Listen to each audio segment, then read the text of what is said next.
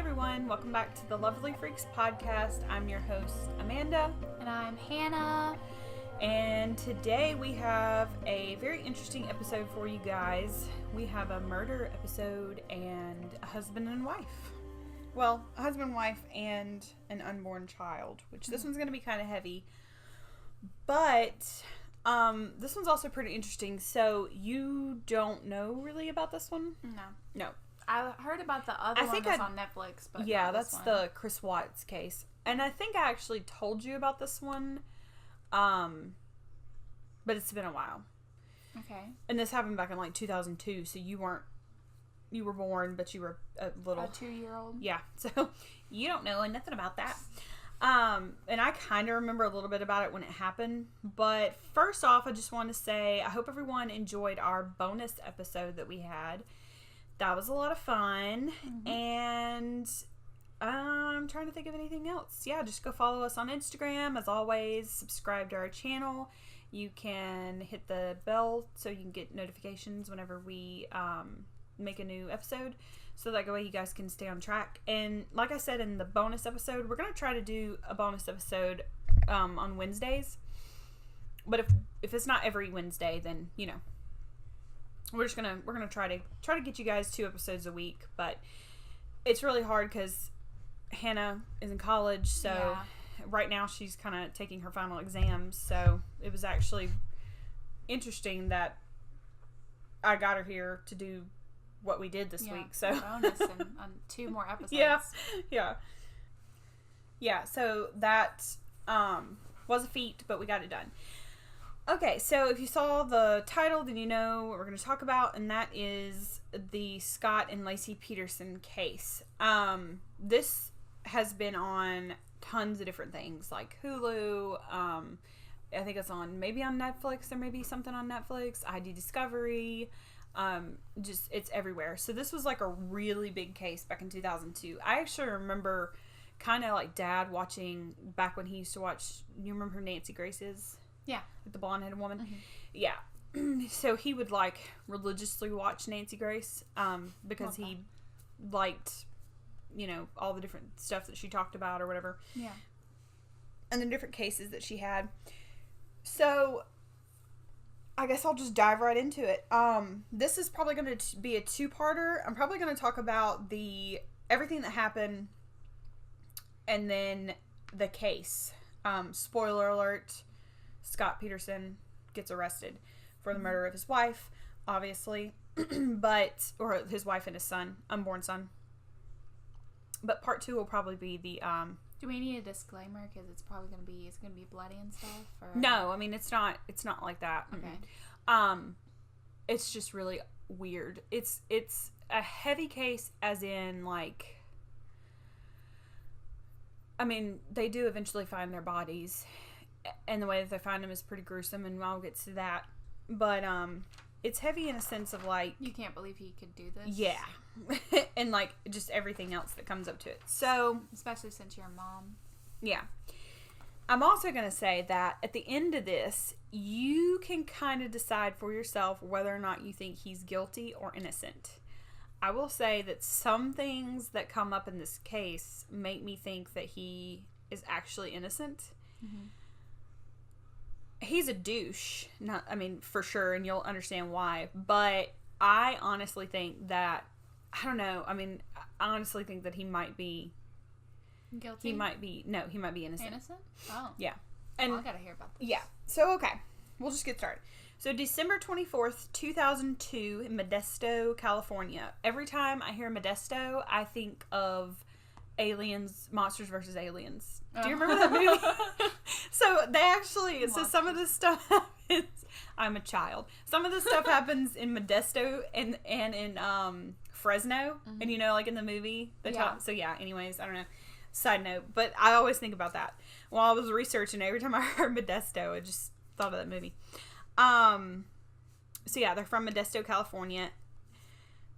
Laci's stepfather, Ron Gransky, called 911 when Scott got home. So Scott got home from going to the marina and going to get his boat, put his boat in the water. He comes home and he can't find Laci anywhere, so he calls her mom and dad, because later on that night they were supposed to go. This is Christmas Eve, so later on that night they were supposed to go eat dinner at her mom's house, right? Yeah. So Scott just figured, okay, well, she's over there. You know, she told me that she had to go do a few things, and so she probably went to her mom and dad's early, and I'll just meet her over there. So he calls her stepmom and her mom. She's not there. And then he calls all of her friends. They haven't seen her all day. She's not there. And so at this point, they're kind of freaking out because Laci's 8 months pregnant.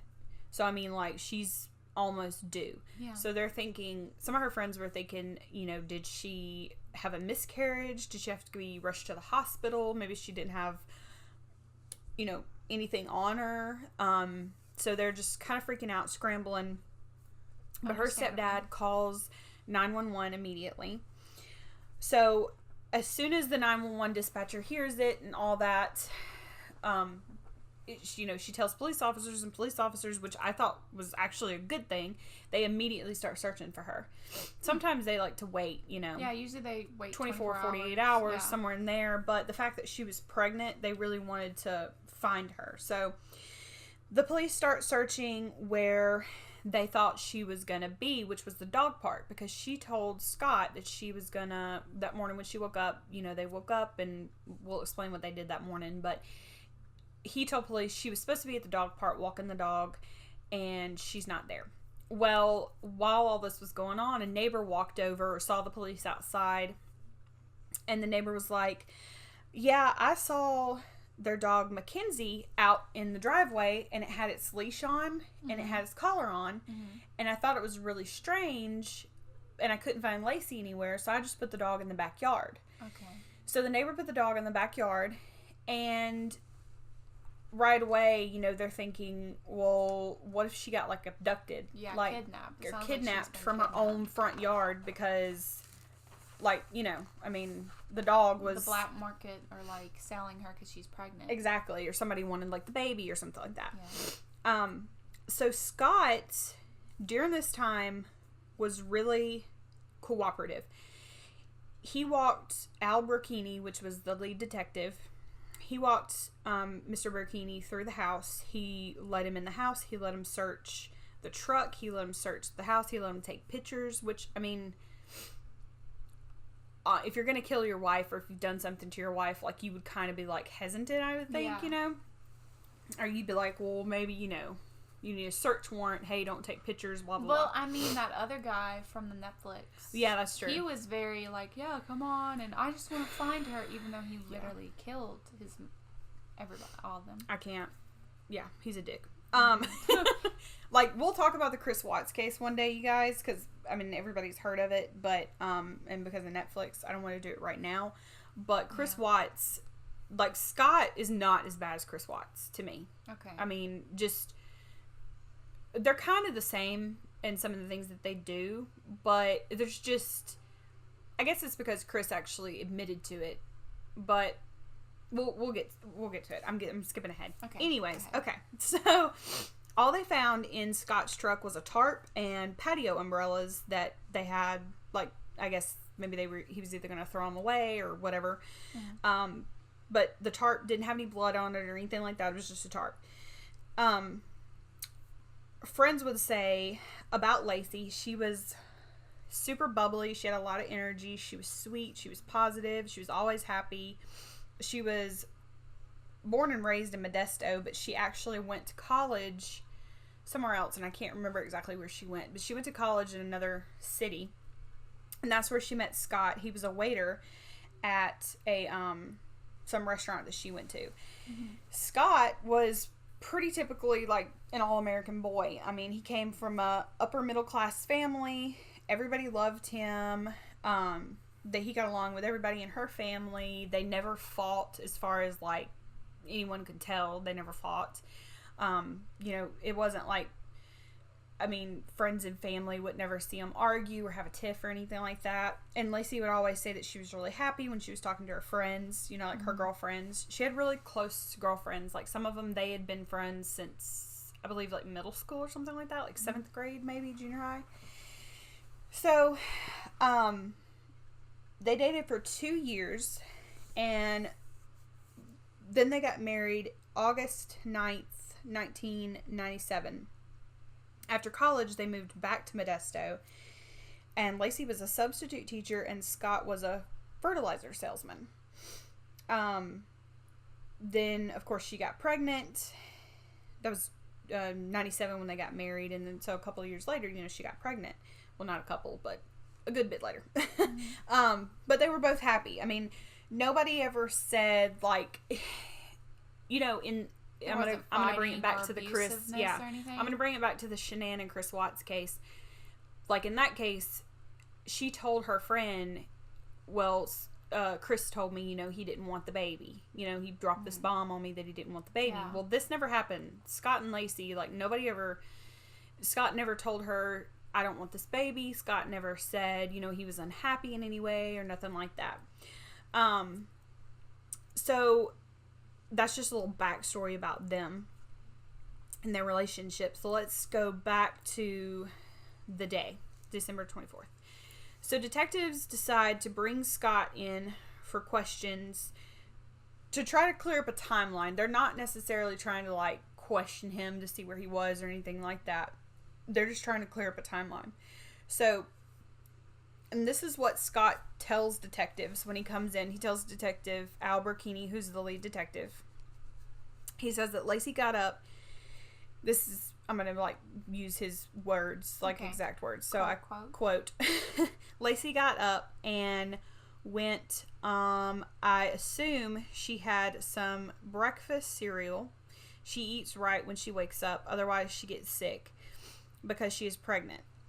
I laid around in bed a little bit longer, then got up around 8 o'clock probably. I showered. We watched her favorite show, which is Martha Stewart. She told me what she was going to do that day. She was going to take the dog for a walk, then go to the store and, I guess, buy some things for Christmas breakfast tomorrow. So that's what he told Detective Al Burkini. He said after he left the house, he picked up his new boat that was at the storage unit. He said that he checked some emails. He sent one email. And then he said that he hooked up his boat and he left the warehouse. Then he drove to the Berkeley Marina in San Francisco Bay, which is about 90 miles away from where his warehouse is. And also, he's got a, what's that thing called? Like a stamp card, like when you go into the marina, like a time card. Time card. Yeah. So it showed that he really was there, and he the email that he sent, he really did send the email. So he was there when he said he was there. Okay. He said he stayed in the water about half an hour or so. Then, I lost my train of thought. What did I say? He stayed in the water for about a half an hour. ADHD. Okay. Yeah. Probably thinking about folding clothes. Oh, wait. Yeah. I'm doing a podcast. No, I was literally thinking about the boat. Okay. Anyways. What you were thinking of what it looked like or something? Yeah. So he said the reason why he went to the water in the first place was because he wanted to get the boat out in the water because he had not gotten the boat out in the water yet since he bought it. And he had bought this boat, I believe, maybe like 2 weeks before this. So he never really had a chance to get in the water and all that stuff. That jazz. Yeah, all that jazz. You're going to do that every time. Yeah, I'm sorry.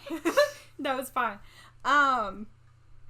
He said, I quote, I called Laci just as I was leaving the marina. I left a message. Scott then says that he came home and realized that Laci was missing. Now, he did leave a message, and I believe the message was something like, I can't really remember, and I don't know why I didn't write this down, but like he was just I'm coming home. Yeah, he was like, I'm coming home, I love you, something like that. Yeah. That was what he was saying, just normal. The detective then asked Scott if he's ever fired a gun or if he fired a gun at all in the last couple of days, and Scott was like, no, I haven't. So then he asked him if he was willing for them to check for gunshot residue. Okay. And Scott was like, yeah, sure. So they checked for gunshot residue, and obviously nothing came up. Mm-hmm. They tested his hands, and when they did, they saw that there was a small cut on his hand, but it was so small. Like, they kept going back to that cut on his hand.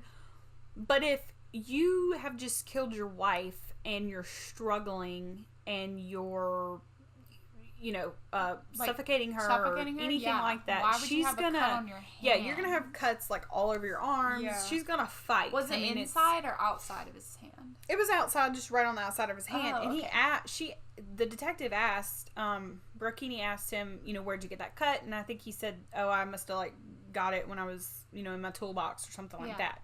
It wasn't like it was bleeding profusely. Didn't look like or anything. Fingernail. No, it was just one cut. Just one cut. Yeah. I don't think that would be suspicious.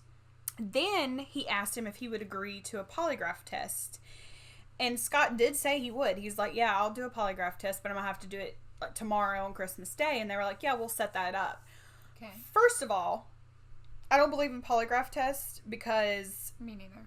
You're already really anxious and nervous when you're doing the test anyways, and I mean, I just don't believe in them. So, but he said he would do it. So he's being really cooperative. He's trying to clear it all up. It seems like he wanted to just clear his name. Like, if you're thinking, okay, he's innocent, if you're thinking in that aspect, maybe he just wanted to clear his name so that way they could actually find the real killer, or actually find the real person that kidnapped her, or whatever is going on. He didn't want them to focus on him. Yeah, because naturally they're going to focus on the husband. Corroborate so they could get to the killer. Yeah, and that's I've told my husband, I'm like, if I go missing, I'm gonna need you to let them do anything they need to do to you. Don't do a polygraph test because you'll probably fail.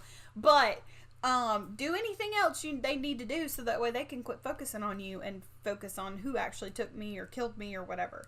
Because a lot of times they just get so zoned in on the husband or the significant other. And also, a lot of times it is a test. They're going to be anxious because they're asking you, did you kill? And you're like, okay, now I got to answer it. No, I didn't. And if you really didn't, you would still get a little anxious about the question. Yeah. I just don't believe them either. Yeah. So the next day, on Christmas Day, the police were all over the park, the dog park where she was supposedly at. They went down to the creek. They had helicopters. They were doing a full-on search. They were trying to see if anybody had grabbed her from the park. But obviously, they came up with nothing. They even checked, parolees that were on parole and lived in the area that had been to prison. They were just going around asking them anything. On December 27th, a tip came in to the police department. There was a burglary reported that came in that was across the street from the Petersons' house. Okay? The neighbors left to go on a 2-day vacation, and they left on December 24th around 10:30, which was the same time, the same day, and almost the same time Scott left the house around probably 9 o'clock. Yeah. So Laci was obviously there by herself around 10:30 on December 24th whenever the people left. When they got back on the 26th, the neighbors, they noticed that their house had been broken into. A few days later, Diane Jackson, another neighbor, she came forward and she said that she was driving by the house at about 11:40 on the morning of December 24th, and she remembers seeing a van in their driveway and 3 sketchy men standing outside, and she was kind of wondering who is that? I don't know if she knew exactly it's not like she knew the neighbors personally, but she just thought, she said she got this creepy vibe. Yeah. After that, the detectives wanted to know more about this burglary, so they held a press conference, and they asked anyone to come forward that knew anything at all. Meanwhile, Laci's parents were begging and crying on TV. They were just doing all these different press conferences, trying to ask anyone if they had any information to come forward. Her mom was distraught. Her dad was distraught. He broke down. And Scott wasn't there at the press conferences, but he was back at his house. The police bring in a dog. So they bring in, like, dogs. A search dog? A search dog, yeah. And after he got the scent of Laci, and then he, went around the house, and of course her scent was there and everywhere. So then he goes outside, and they're, still, he's picking up the scent. He picks it up. This dog picks up the scent all the way to the streets. And then instead of going in the direction that the dog park was in, or the walking park or whatever it was, some sort of park that she was going to take the dog to, he goes the other way. So that made police believe, what if she got abducted and was in a car, Yeah. So the media coverage was, like, super intense. Like, there was media everywhere. This was, like, a huge deal. It was on, like, 24/7.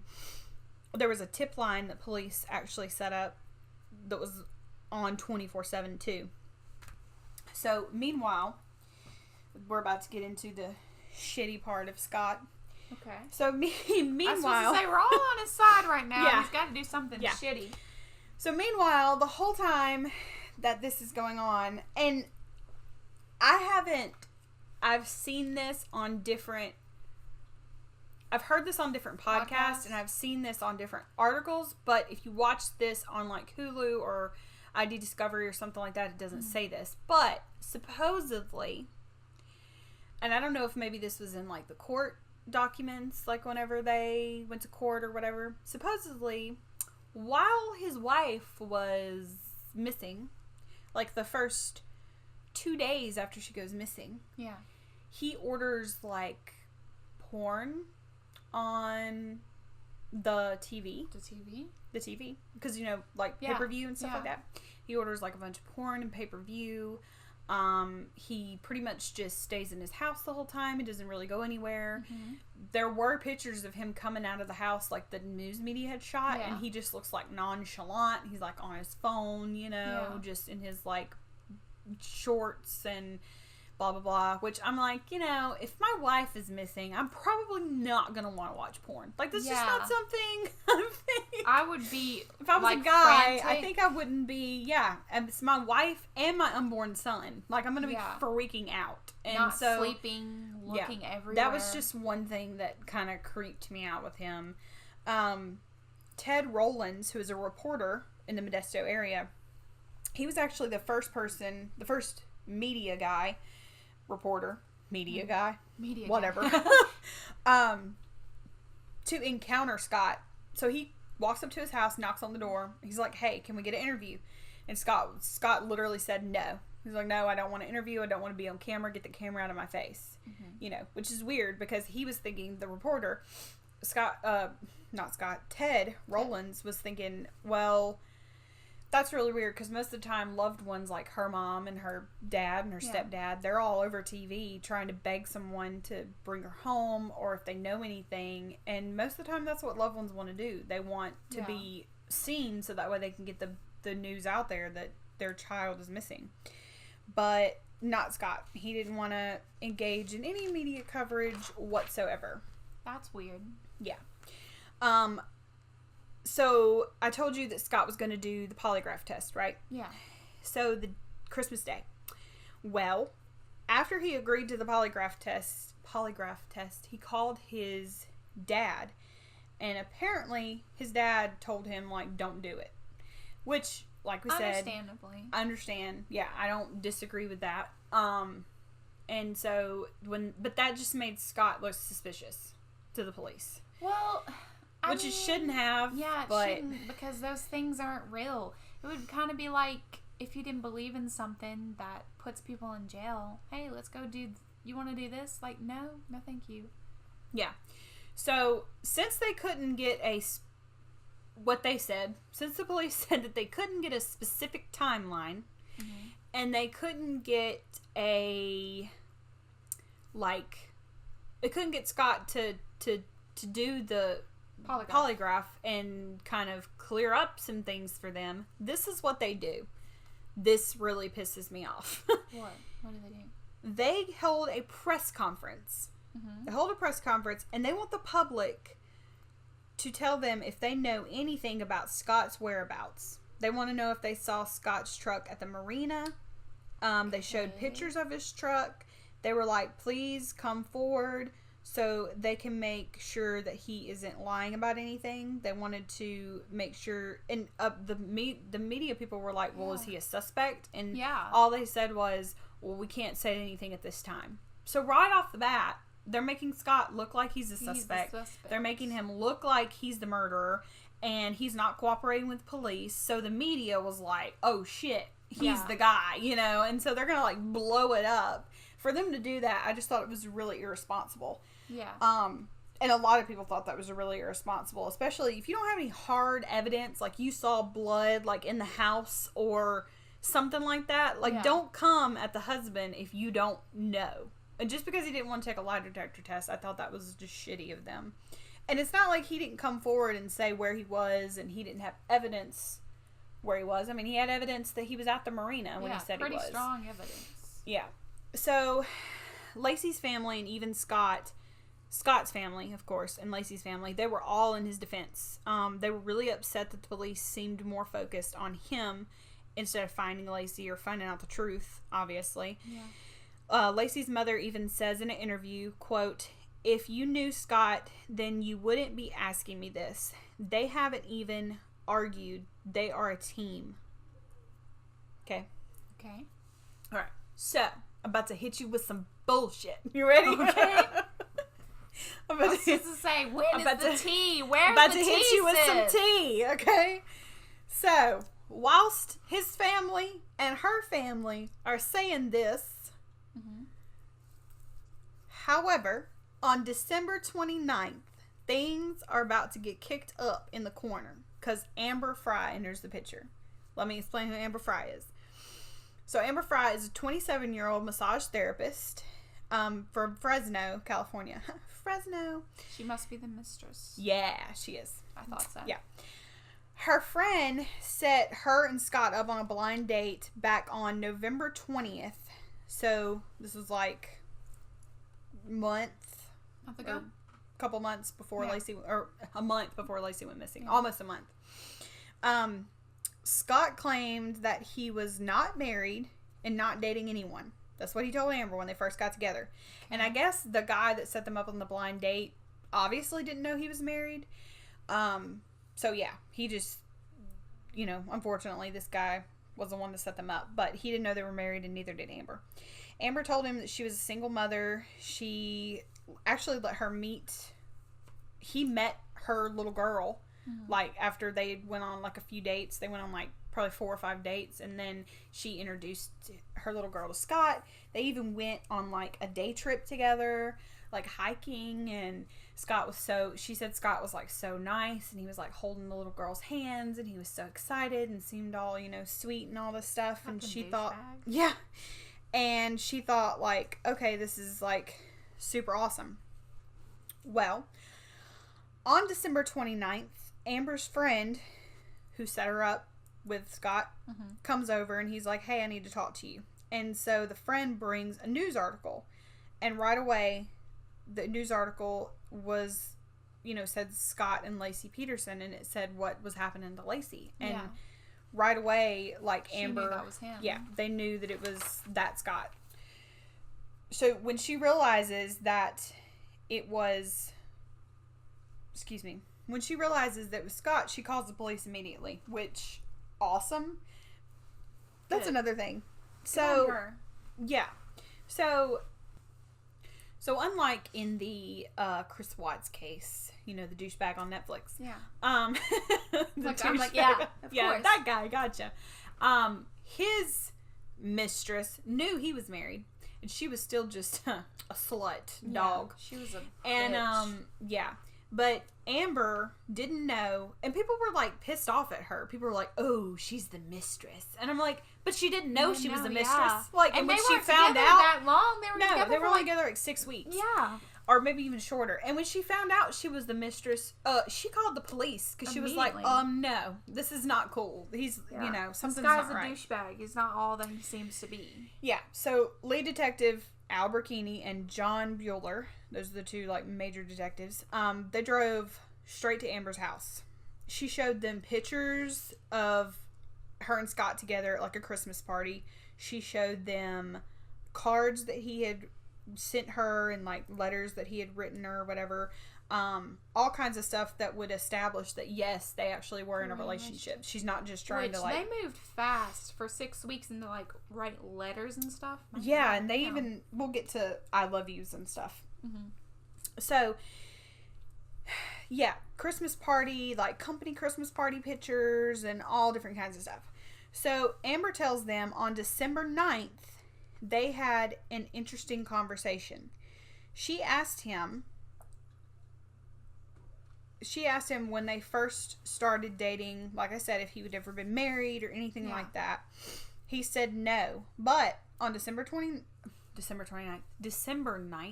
mm-hmm. which was not that long before Laci died. I mean, we're talking 2 weeks before Laci died. Okay? Yeah. Or Laci goes missing. She didn't die yet. On December 9th, he said, I got something to confess to you. And she was like, okay. And they were sitting on the couch and she said, well, what is it? You know? And he was like, well, I was married, but she died. No. I was married, but I'm not married anymore. No, that's right. He didn't say that she had died. He just said I was married. And then he started like bawling, like crying. Okay. And she was like, she said, I didn't want to ask him if she had died or if she had left because I didn't want to like go there. Yeah. So she just kind of thought, okay, well, she said the way he was acting, she said in an interview that the way he was acting, she thought that his wife had died because, you know, he was so distraught. This is 2 weeks before Laci goes missing. 2 weeks. 2 weeks. And he tells her this. So detectives were like super shocked about this. And they realized that Scott was hiding something. I mean, if he could hide that and he, you know, was hiding all that, he obviously was hiding something else. Detectives decided that they were going to use her as help. Laci was missing, right? Yeah. Wow. This shit gets even crazier. So they decided they were going to use Amber, and how they did it was she was like, well, actually, he's still calling me. Yeah. What? Mm-hmm. So they were like, what do you mean he's still calling you? And she said, well, he's been calling me like every day and we've been having conversations. And so they were like, okay, well, we're going to start recording these conversations. Yeah. So that's what they do. So they put the recorder on her phone, and actually while the police are there, he calls. And they're like, oh shit. So he calls and they hit record, and all it is I think Scott was like, hey, and she said hey, and then he was like, are you there? I can barely hear you, and then the phone cuts out. So it wasn't like that big of a thing. But she actually says in an interview, Amber says, I'm actually glad that it cut out because she said she was so nervous, you know, in that moment. So luckily for her, so she's gonna have to pretend like everything's okay. She's gonna have to pretend like everything's okay. Like, kudos on her. Yeah. If he killed her, I couldn't do that. Yeah. I'd be like, you're a fucking pig. Go away.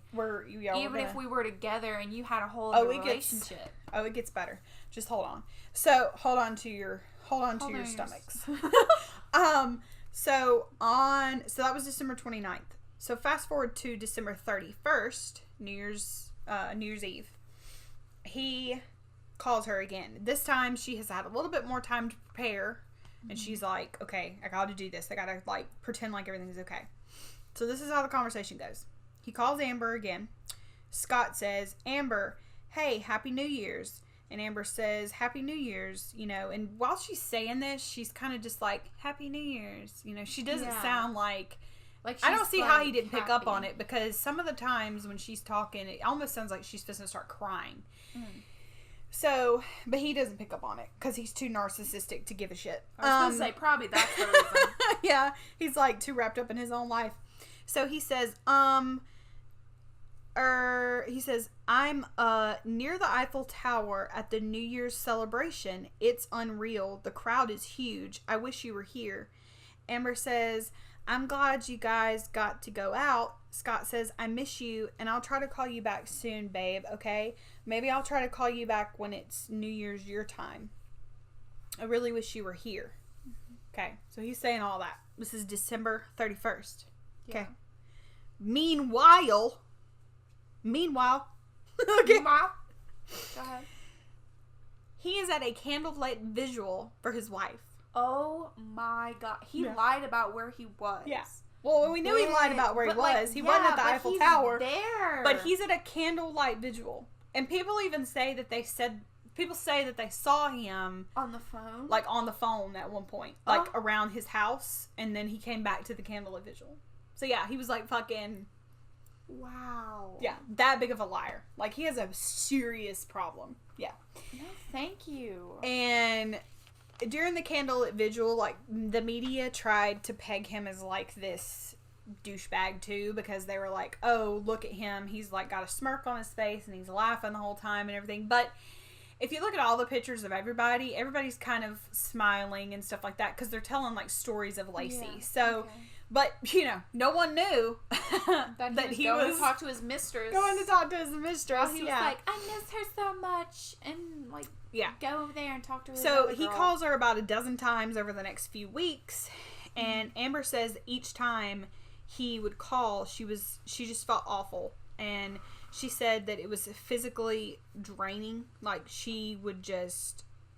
like start shaking, and she would understandably just be upset. And I can understand that. He would say things like, I miss you, baby, you're so special to me, I'm excited to see our relationship grow. Fuck off. And Amber knew that he was a ball-ass liar. Yeah, he was a liar. And she also knew that she needed to try to continue it because she was wanting to see if he would confess anything. After several weeks,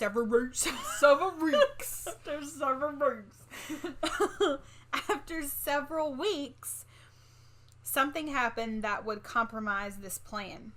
The National Enquiry got a hold of that Christmas picture party. Don't know how they got a hold of it, but they got a hold of it. Of him, Amber, and Scott at a Christmas picture. At a Christmas party. It was a Christmas picture. They got the picture. I'll get it in a minute. I can't talk. I'm getting too excited. Okay. So they got a hold of that picture, and they called the police, which was actually really good on them, because most of the time those asshole newspapers will just print that shit. Print that stuff. So they got a hold of the newspaper, and they told they got a hold of the picture, and the newspaper told the police, hey, we're gonna run this. Just want to get y'all a heads up. We're gonna run this picture. Yeah. They wanted them to be able to tell the family, like, hey, he's actually having an affair. And that's what the police did. The detectives called in Laci's parents, and they showed him the picture. And as soon as Laci's mom saw the picture, she started bawling, and she said, why did he have to kill my baby? So she, like, automatically was like, he did it, you know. Which is understandable. Yeah, so, I guess. Yeah, January 17th, Laci's friends and family hold a press conference demanding that Scott come forward and tell the police any info, because at this time they had already seen the picture. They knew he was a liar. They knew he had lied about all this, so they were like, okay, he knows something. Something's up. Like, if he lies about that, he can lie about anything. January 18th, police suspect that maybe Scott was connected in another disappearance from 1997 before, right before he had met Laci. That's what it was, or right when he met Laci. Mm-hmm. So there was, in their college town that they were in, when she was in college, there was a woman that went missing. So they were kind of like investigating him for that, because they thought, well, maybe, you know, if that's connected, we can find a connection there. But that was like a bust, so that wasn't something that they were able to connect him to. Because they thought, well, if he killed that woman, maybe he could kill his wife. But unfortunately, I don't know whatever happened with that case, but he wasn't the one. Suspect. He wasn't a suspect. January 19th, Scott leaves town and goes to Los Angeles with his family. He said that he was leaving town because of the media. It was like too crazy, blah blah blah. But he was handing out flyers with his family. It had Laci's picture on it. So whether or not he went for that, who knows? I mean, he could have been lying about it. So January 24th. Here we go. 1 month later, after Laci was missing. Laci was missing, yeah. The Modesto Police Department calls a press conference. And this is like the press conference. Amber Fry was ready to make a statement to the media. And she does. She gets up there and she tells the media she doesn't want to answer any questions. And she's hella nervous, and you can tell in the video. Yeah. And she's like, I just want to say that yes, I am someone that I was dating Scott. He lied to me. He didn't tell me that he was married. I had no idea. And when I found out, I called the police immediately. She said, I just pray, and she was like almost fixing to break down and start crying, and she was like, I just want to pray for Laci, and I want to pray for her safe return, and for baby Connor, and just her family and all that, which was, you know, super awesome of her, I thought. Yeah, very brave. Yeah. And after Amber Fry has the press conference, 2 men come forward and admit that they robbed the house across the street. So you remember that? What we were talking about? Yeah. Okay. So 2 men come forward and they were like, yeah, we did rob the house across the street. Sorry about that. They said, but they did it on December 26th, which was a little strange because there was supposedly like tons of reporters at the house. At the house, yeah. So how the hell did the house across the street get broken into on the 26th with all those reporters around? I don't know. I digress. But maybe they were like, pretended like they were movers or something. I don't know. Maybe. But they said that they didn't see Laci or anything like that. And obviously, if it was really on the 26th, then they didn't. With no leads, they decided to go with the Scott theory. The police did. They searched his warehouse.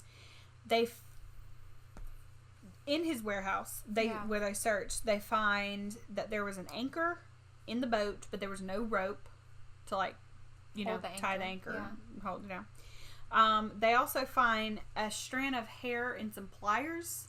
It was like a strand of hair that was pretty locked into the pliers, but they tested it and it was Laci's hair, obviously. But later on, Scott would say that, well, she was at the warehouse all the time. She had been at that warehouse, so there's, you know, there could have been her DNA all over the warehouse. Yeah. Which there was. There was also a spot where you could tell that he had been mixing concrete, and there were other anchor spots, like where you would set an anchor to set up. Yeah. And there was like several different ones, but there wasn't any anchors. So that was a little suspicious. That's weird. Yeah. Because that led the police to believe, well, he made these anchors. Maybe he was tying it to tie her body down. Dump her. Yeah. Yeah. So that's what they thought. By the end of January, Scott starts to look more and more suspicious. He sells Laci's car, and then he starts... The fuck? Yeah, he sells her car, and then he starts talking... This is just the end of January. So this is only like a month after his wife is missing and his unborn child. So he sells her car, and then he starts talking to people around town about, like, trying to sell his house.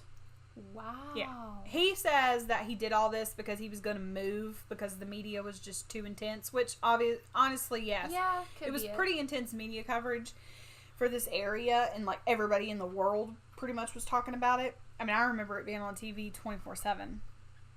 But he could have had death threats and all that other stuff too. I mean, he could have, but he never said that he did, and that would be something I'd definitely be coming forward with.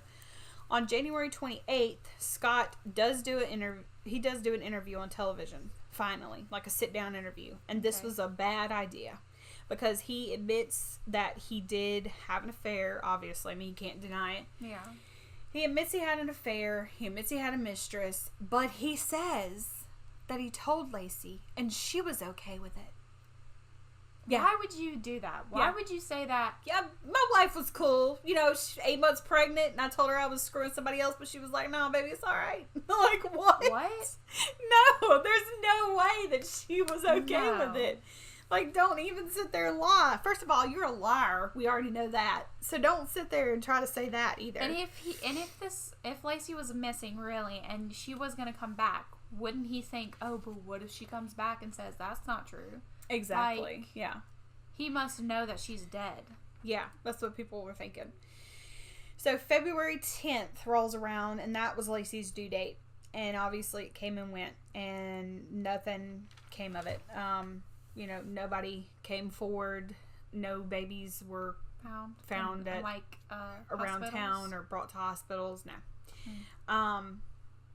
On February 17th, Scott's mother tells the press that she still believes that somebody kidnapped Laci and they were holding her until the baby was born, because somebody wanted a baby. February 18th, police finally search the home and give it like a thorough search, and they don't really find anything. So they find a spot of blood on the bed, but come to find out it was Scott's blood, which could have been that cut that he had on his hand, because it was only like 2 little dots. I mean, that was it. So it was super clean. On March 6th, however, they officially declare it a homicide without a body. Don't know how that was possible, but whatever. Yeah, they didn't have the bodies, so that was March 6th. I just think they wanted to close the case. I think they did, and I think they wanted to, for sure, pin Scott for this. So April 14th, the body of a baby and an adult washes up in the San Francisco Bay. After a few days of testing, it comes back that it was Laci and baby Connor. Wait, and a baby? Baby Connor. Wait. So, I'll explain why he was out of the womb. Yeah. Okay, so the body of Laci was... Disclaimer, it's about to get gruesome. The body of Laci was nothing but a torso, and her stomach body cavity area was not that it had been cut open, but it, from being in the water so long, you could tell that it had been the bloated rocks or something obviously busted it open. Yeah. So that's probably why Connor was outside of the body. Okay. But she didn't have a head, and she didn't have arms. Oh my God. Well, you got to think, they were in the water for... I mean, she got dumped... If her body got dumped... No. This was April. Oh, December. April. Yeah. So, almost 4 months. Damn. Right? December, January, February, March, April. Yeah. 4 months that her body was in that water. And the San Francisco Bay is not just a calm body of water. There's currents, a lot of currents in the San Francisco Bay. And it's constantly churning. There's rocks, very sharp rocks. So, yeah. I mean, she could have definitely... Her body could have been mangled. But baby Connor, however, was the opposite. He had almost no damage done to him.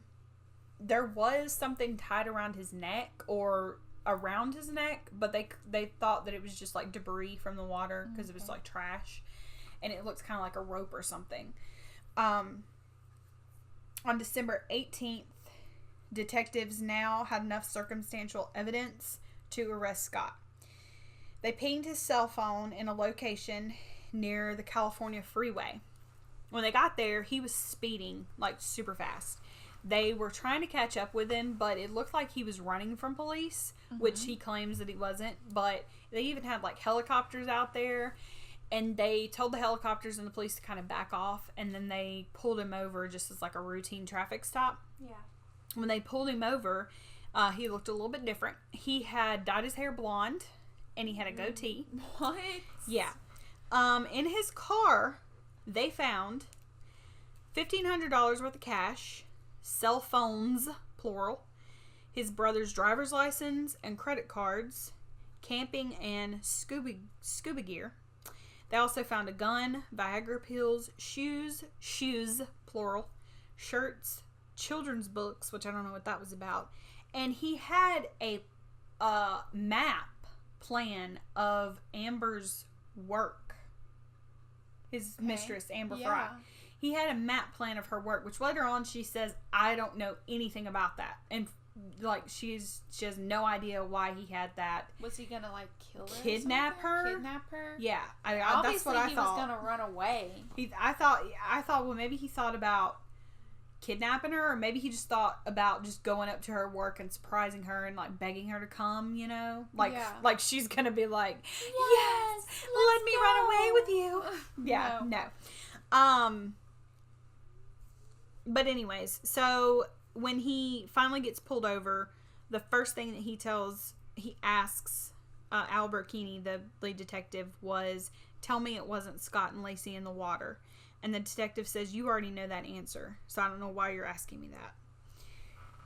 Why would he... Why? He claims that he was confused. He claims that he was just going to play golf with his brother and his father. With all that money? Yeah. And all those phones, and those shoes. He said, oh, I had my brother's credit card and his license because he left it in my car and I was just going to take it back to him. That's why I was going to the golf course. No. Yeah. But he's got like so much shit in his car. Like he was about to live up in there. Map and everything? Yeah. No, it was weird. You. No. So that is it for episode 1. Okay. Because he gets arrested and we're about to like go into the trial. Talk about the trial and the trial's intense and it gets crazy. So yeah, that's it for episode 1, you guys. Stay tuned for episode 2, which will be up next week, and I hope you guys love it. It might not be up next week. I'm gonna try to get it out pretty soon. I don't know, I probably won't be able to wait till next week. Maybe I'll put it up like Wednesday or something like that. It's not gonna be like part 1 and 2 that you guys got on BTK. You're gonna have to wait for this one for a little bit. So anyways, yeah, I hope you guys enjoyed it. Comment, like, tell me what you think, and if you think Scott is guilty or innocent before we get into the trial. Let me know your theories. Like, let me know what you guys think. Keep in mind that they arrest him on only circumstantial evidence, so they don't have any physical evidence. They don't have any blood. The only thing they have is the hair and the pliers, but they don't have any sense that there was a struggle, nothing like that. Yeah. So yeah, just let me know what you guys think, and we'll see you guys next week. Bye.